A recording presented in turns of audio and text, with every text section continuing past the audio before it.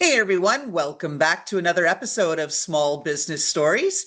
You've got me, your host, Dr. LL, and we are bringing you something really interesting this week.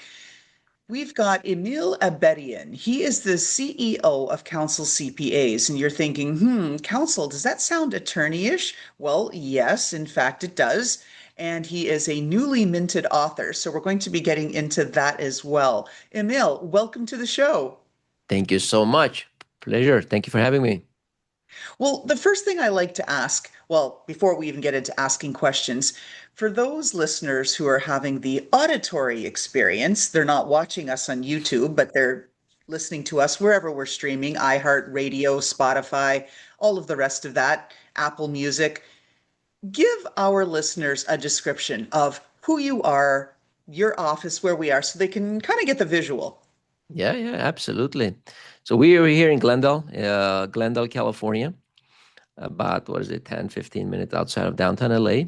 We're in a high rise here. You see, I kind of turn off the shades here to not get too much sun in behind me, but we have a beautiful view behind us over downtown LA. So envision downtown LA high rises. It's a sunny day in Glendale right now, so it's a beautiful day. As you mentioned, I'm a CPA for Council CPAs, founder of Council CPAs, Lorraine, and here we are. I don't know if we want to dig into more about me or just let's get into the show. I think that's more Well, fun. that's good. Yes, actually we get into the show, but I think it is fun for our listeners and it's also just a way of just starting to humanize it, right? Because every podcast after a while gets to sound the same, but we don't. We really work hard to make our podcast unique and bring not only the insights and tips from our experts, but make it a little fun while we're going through and talk about the ups and downs as an entrepreneur or small business owner. So that said, let's start off. Emil, what are you, not your firm, not Council CPAs, what are you, Emil, really, really good at? I'm a good people's person, Lauren. I like to observe people and kind of serve, if that's a good word. Not only in business. It's not We're not talking about business right now. Just as a family, I'm a father of two boys. My oldest one is graduating tomorrow, elementary tomorrow, actually. So he's going into middle school. Then my youngest son, Henry, is 8 years old. I'm married to my wife, Narine. So I like, as much as I can, as much as time I have, I want to spend time with them and kind of be part of their life as much as I can.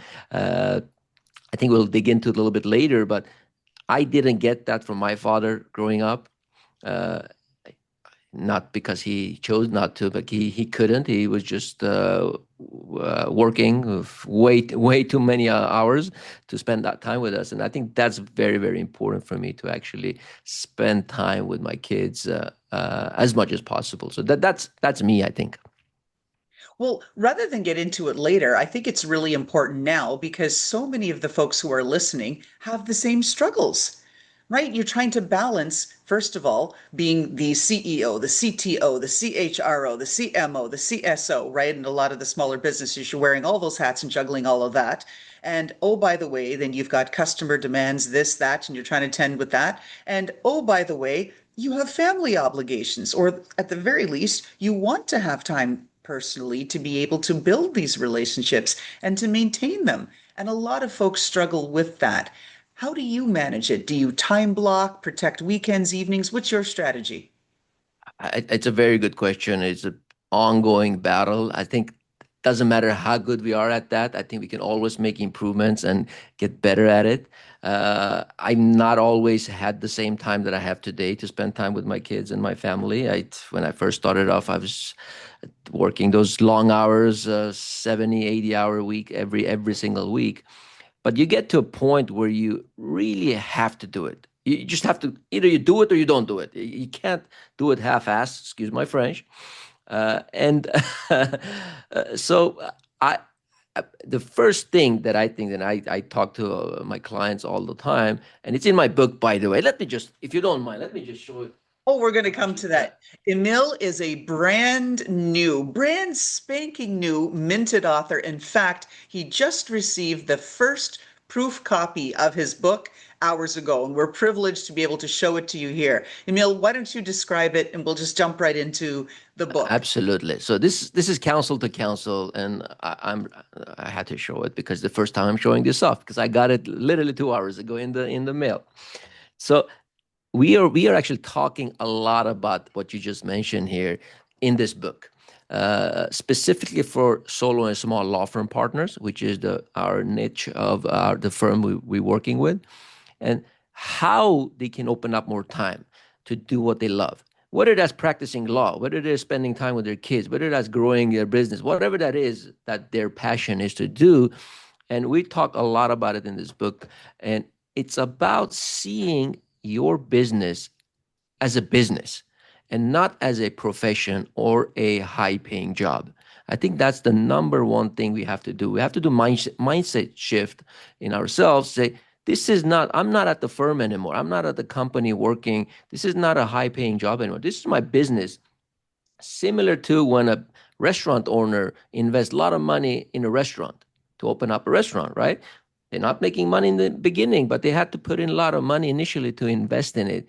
Professionals such as CPAs, lawyers, doctors, dentists, uh, we don't see our business in the same way.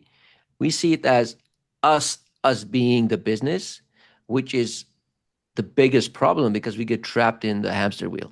We get trapped in it and we keep doing things that we should not doing. I went to accounting school to be CPA, but I didn't go to marketing school. I didn't go to IT school. I didn't go do any of that thing that many entrepreneurs have to do, unfortunately, in the beginning. So it's a mindset shift is the number one thing that I really talk about to our clients, that you have to convert that to be able to spend time with your family or whatever it is that you like to do. So, can you share whatever you feel comfortable with sharing? What was the tipping point that made you decide that you've got to write your book here, Counsel to Counsel, and dig in so deeply into this whole balancing act of entrepreneurship? What are you willing to share? Yeah, absolutely, and it's all of it. I share anything. It's all in the book. I have nothing to hide. I made so many mistakes in the past 15 years that it's not even funny, but that's just part of it, and we live and learn. So in the book, I'm sharing my experience, how I built my CPA firm to from where it was, solo guy, just me, until what we have today. But also, we're talking about my clients, success stories for my clients, how they built 200, 250 man law firms from just a brand new startup. And also, we're comparing that to less successful stories. It's not a failure because we never fail, we only learn. So no failures, but less successful stories, and see what are the differences. How is it that these two partners made it so big, but the other two or three partners didn't? Like, what are the differences? So that we're talking a lot about that in the book. But going back to say why I wanted to share this, write the book, is I felt like it's kind of a responsibility. I don't know. I might overthinking it, but to share what we know, to help, even if I can help one lawyer to skip 5 or 10 different steps that I made, the mistakes I made, if they can skip those and just jump up and run their firm like a business, uh, I'm happy. That's all I want from this book. So I felt like a responsibility to share my personal experience, but also the experience I see from my law firm partners, the clients, to other lawyers, so that they can learn and hopefully do a little bit less mistakes than what we did. As an author myself, I'm curious about this. What was the writing process like for you? And so many of our listeners are writing their own books or they've already released them because I'll get back to that. What was the process like for you? Yeah. It didn't happen overnight. Absolutely not. I think I wanted to do this for the past 4 or 5 years. And you always have something more important that pops up and takes your time and you never get to it. But then about 2 years ago, I think, year and a half ago to 2 years ago, I decided that this is it. Doesn't matter what it is. I'm gonna put blocks in my calendar, just weekly, just one day a week, 2 hours a week is what I'm gonna do. I still have 38 hours to do anything else I want for the business. So I blocked it out and gradually kind of painted a picture for myself of what I want from this book. What is it that I want to put into this book to create value to my clients, to people that reads it, whoever that kind of connect with this book. So just putting blocks in your calendar is a good starting point, because then you have to do it. It feels like it's part of your day and you just get to it.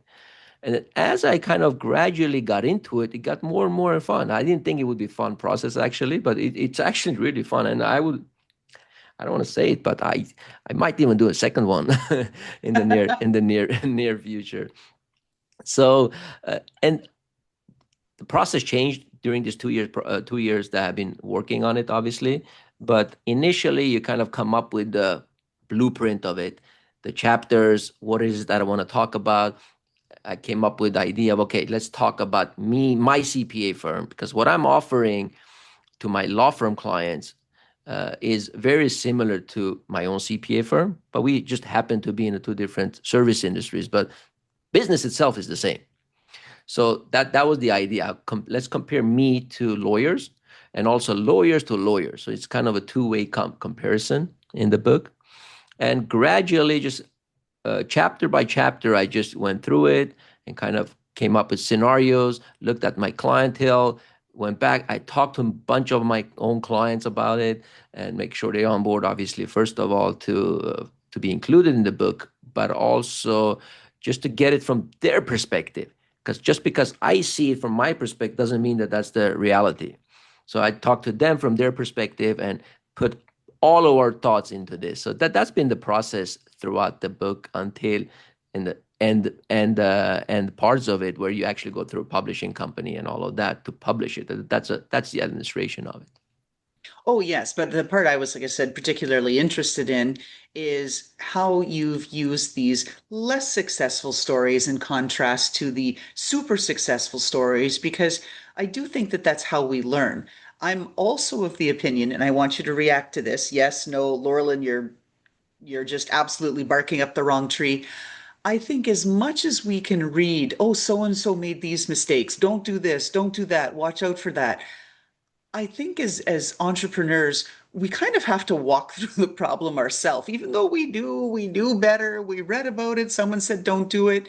All of a sudden we find ourselves in the problem, and then we have to go to these books, such as Council to Council, and say, okay, how do I get out of the problem? Do you agree that, or you think that these really help people No, avoid the I agree. I agree with you. I think you're right on there.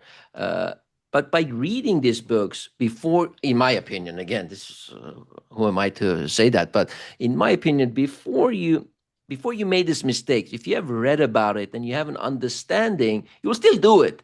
But I think you will get out of it faster. Yes, there's the answer. I I think think exactly. I think you're spot on. I think that's what it is, and we have to make mistakes. There's no freaking way we'll start something and build something and just go through it without making mistakes. Then there's something wrong with you if you do that. But Or you're but in denial or lying. Oh, I made nothing. No mistakes at all. I'm perfect, right? yeah, that would be a perfect world. But yeah, I agree with you. It's definitely you have to make these mistakes. But instead of making 2,000 mistakes, maybe you make 1,950 mistakes. Yeah. I love it. Last question about your book, then we'll move on. When Yeah. did you know you were finished writing it? When did I know when I was finished? To be frank, if I would go back again, I would probably change things. But Right. That's what I'm saying. We yeah, get stuck in this loop. yeah, I could keep on writing it because there's new things that comes up and new things. But I had put a time frame for myself. So at this time, when I reach these chapters, when I write enough about these chapters that I feel comfortable with it, we'll get it out. This is my first book. It's not going to be perfect. I'm sure readers will find flaws in it and some kind of issues with it, but that's fine. It's not meant to be perfect. It's meant to share my ideas and share my experience and my clients' experience. So I don't think you ever will be done with it.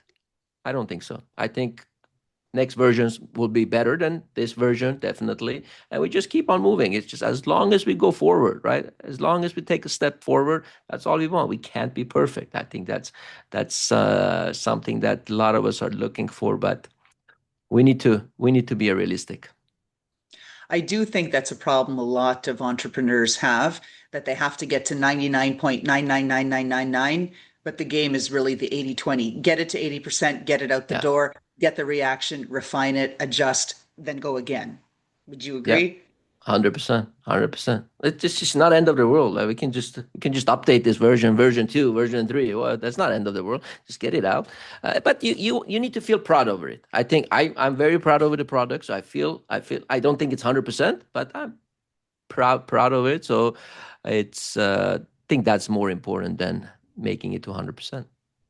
I agree. You got it out there, and I congratulate you on that. I think it's fantastic. We'll list Thank you it so as a much. link where the folks can buy it in the notes. All right. So back to your swim lane of expertise. One of the things that really intrigued me about having you on this show is not that you're a CPA or that you're a CPA focused on attorneys and law firms and helping them grow, but that you are in that position of becoming a strategic partner. And that's a really, I think, interesting angle because you think, oh, CPA, right? Like CFO, pardon me, essential function, right? Make sure the books are good, make sure the taxes are paid, make sure everybody's good so nobody gets, sent to jail because they haven't done the right thing with respect to the numbers. But you're talking really about all the differences that you can make approaching it as a strategic partner role. And I'd like to hear more about that. What is that Yeah. all about? I I think that's the key, especially going forward with the business world changing, AI taking over slowly, even though it's just touching the surface right now, but it will in the next 5 to 10 years be a totally different game. I think as a business owner, we have to see it as value add. We have to see our services not as just compliance work, because typically when I ask people about a CPA, what do you think about when you hear the word or the acronym or the title CPA? Tax return, bookkeeping, sales tax, payroll. These are all compliance work, which is something we have to do, obviously.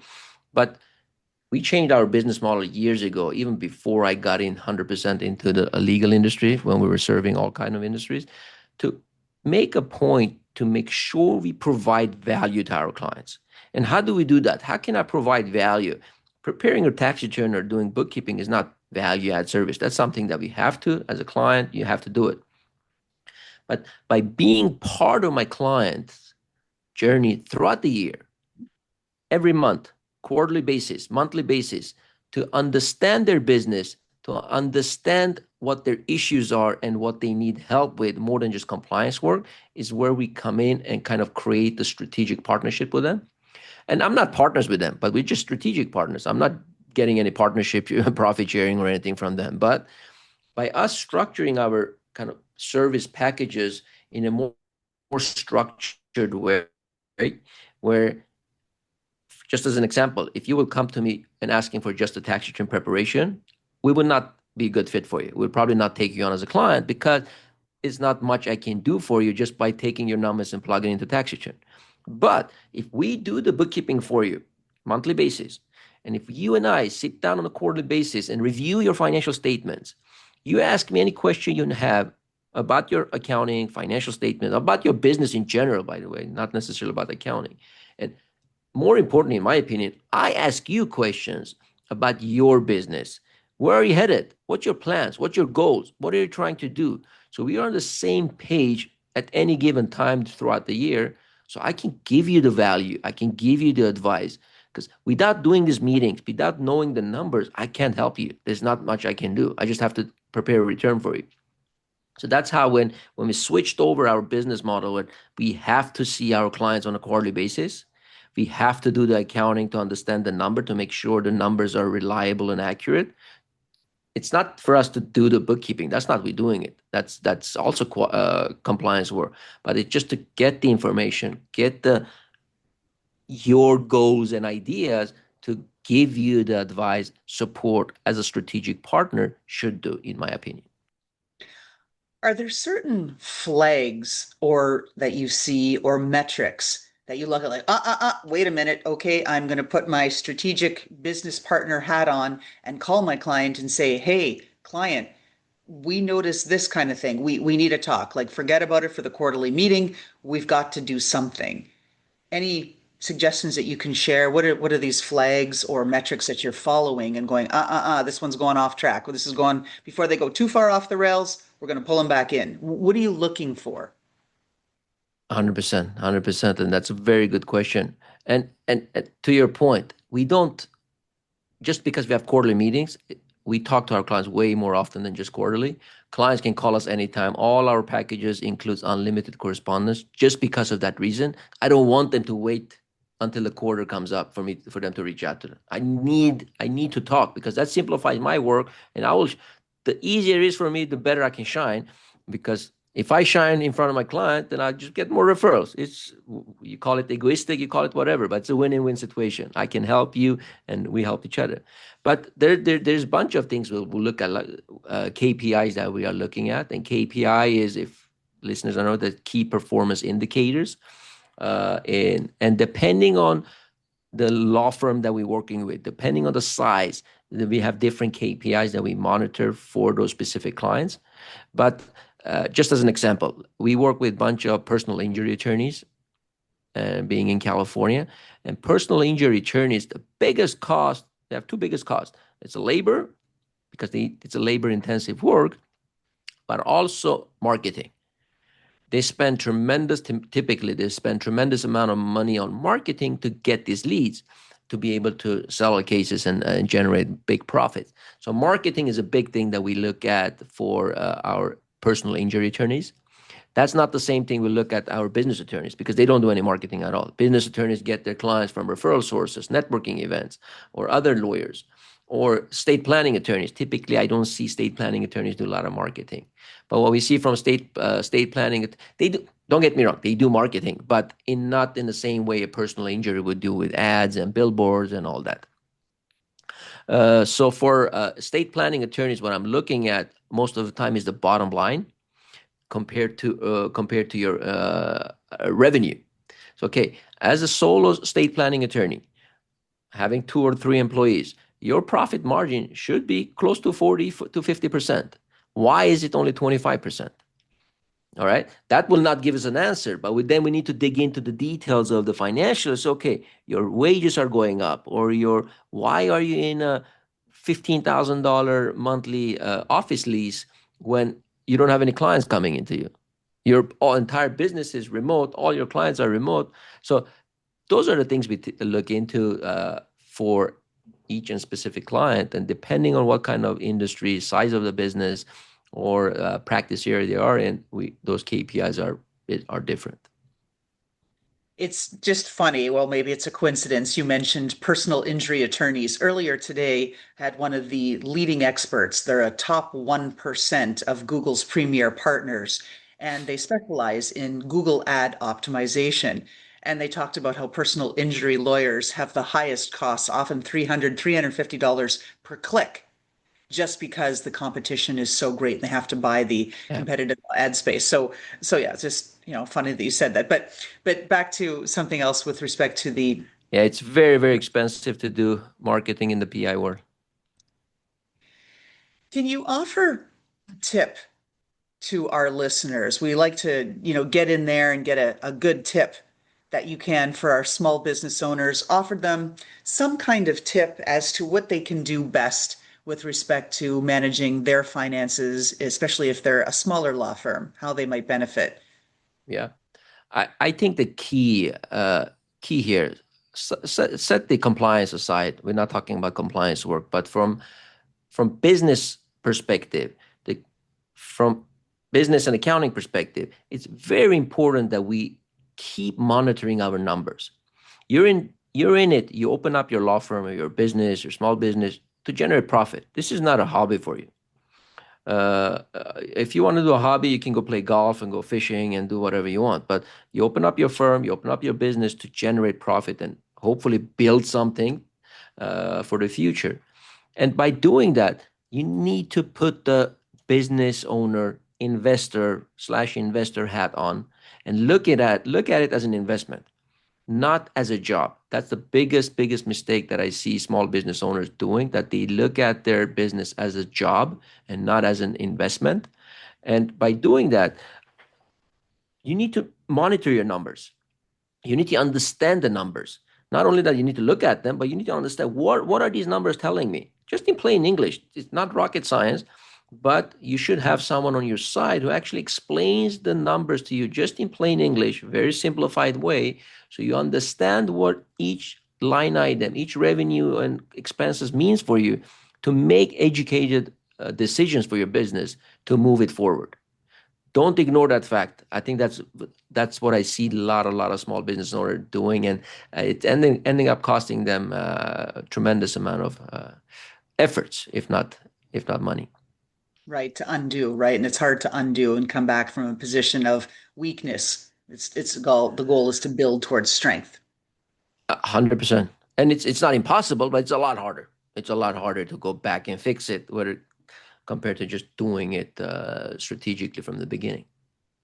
And that's, I think, a really good segue into one of the things that I thought was really interesting to have you on the show, that you talk about very small businesses with respect, again, the law firms, solo firms. In fact, it's a single lawyer, right? A solopreneur. And there's a lot of people in our audience who are solopreneurs in whatever their lane is. They might be a business coach, a life coach, a CPA, a this, a that, right? Whatever they are, they're a solopreneur. And yet you also work with some very, very large law firms. So how can solopreneurs look to have this kind of service and even get support compared to the big law firms when it's just one person? I mean, do they really need a business partner CPA? Don't the solopreneurs just kind of need to get it done, check the box for compliance? Yep, the taxes are in. Yep, the quarterlies are in. Call it done. I mean, how can a small solopreneur benefit with a partnership model? That I'm curious to hear about.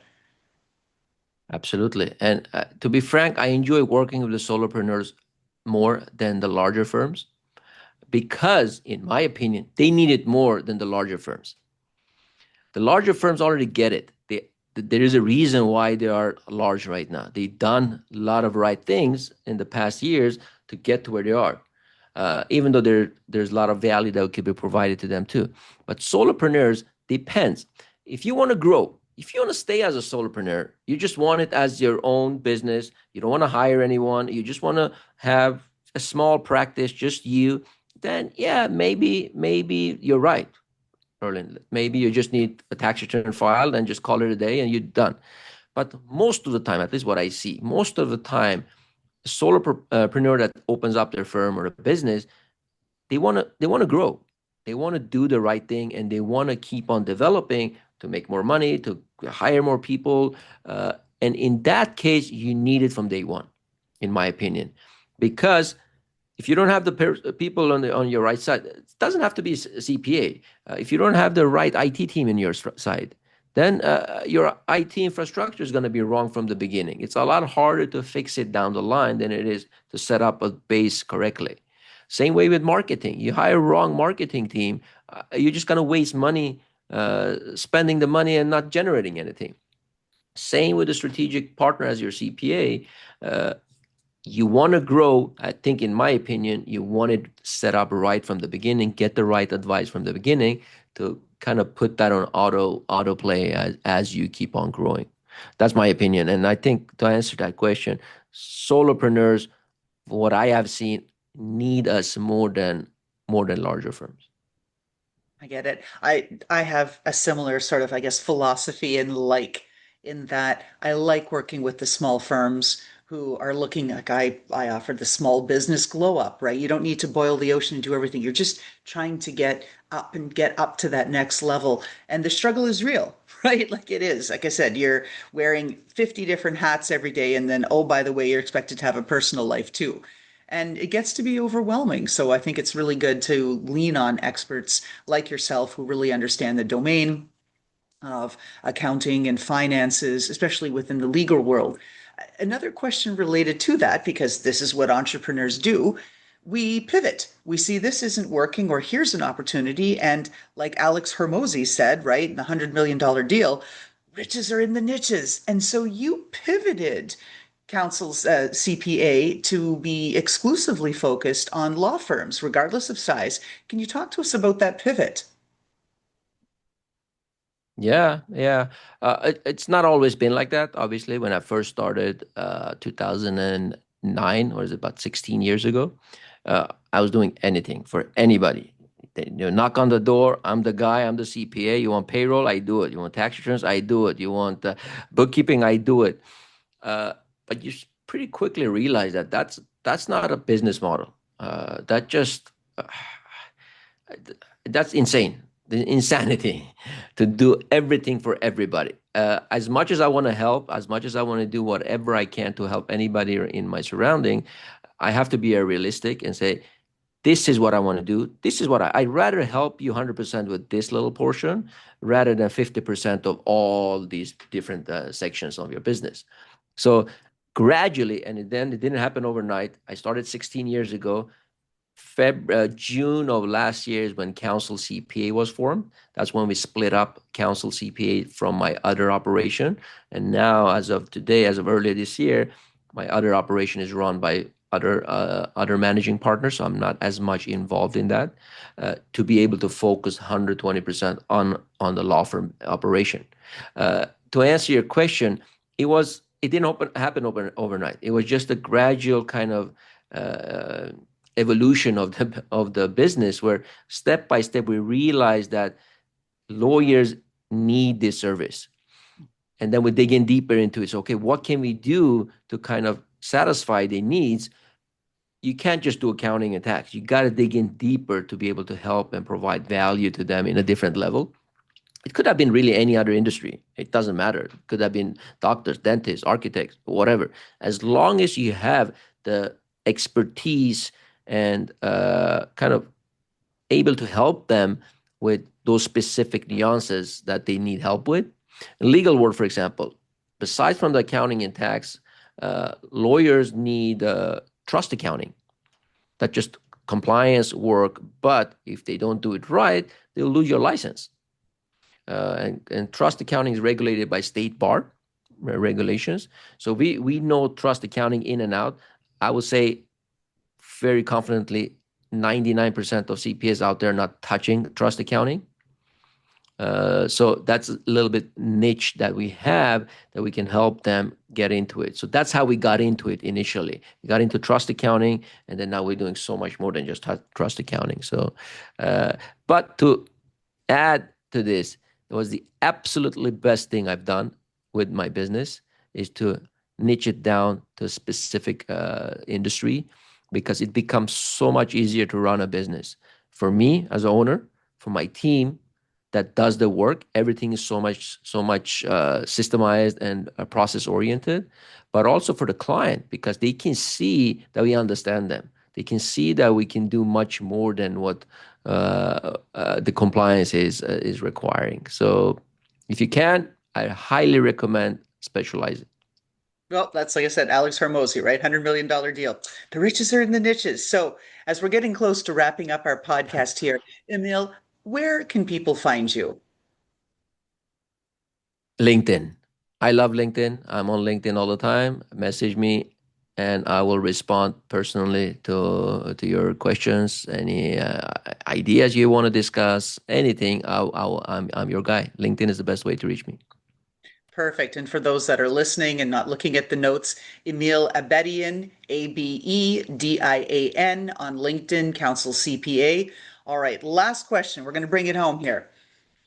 If we had a look, this is our signature question, and 250 people in, I had the weirdest answer earlier today.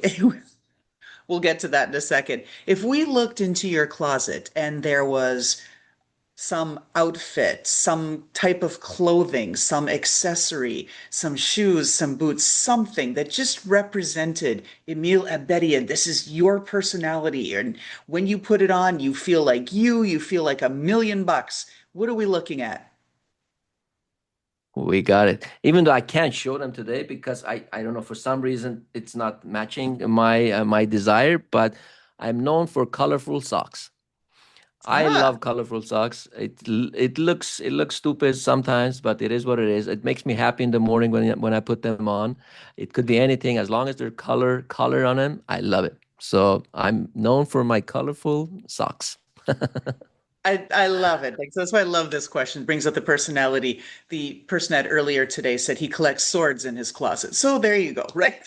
Oh, That's yeah, I was like, well, I've never had that answer before, but there's a first time for everything. So that said, it's a big world, it's a bright world, and there's all kinds of opportunities to learn from people and celebrate our differences. So I thank you, Emil Abedian, author. Now we can thank you. add that to your name, not just Wow. CEO of Council CPA, but author of a new book you'll see out in shelves soon, Council to Council. Thank you, Emil.